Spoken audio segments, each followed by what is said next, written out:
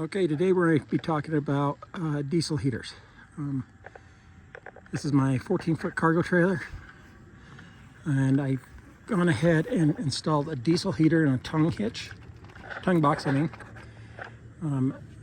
It's actually bolted down inside the box, and there's a hole in the bottom of the box that allows the fresh air intake to come out, as well as the exhaust.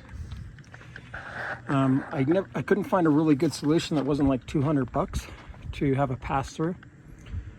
So what I did is I took these Levington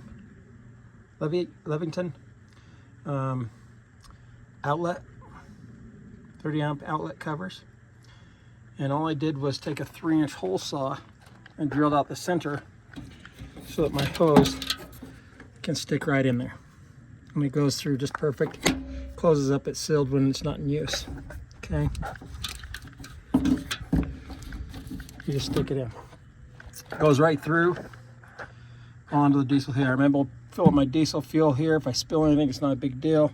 The odor's out here, not inside the trailer.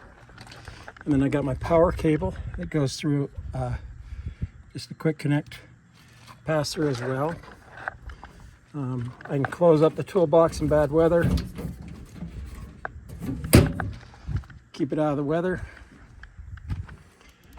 And to store it when I'm going on my way, I just unplug it, throw the wire in, unplug the extension on the hose, pull that in, close it up, we're packed up to go, and these things seal up really tight, really nice. But there's my solution for the diesel heater and how to get in the trailer. Right here I have a ducting system on the inside of the trailer that goes a couple places that really distributes the heat well within the trailer.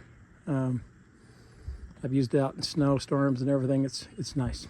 If you have any questions, let me know. Thank you. Bye.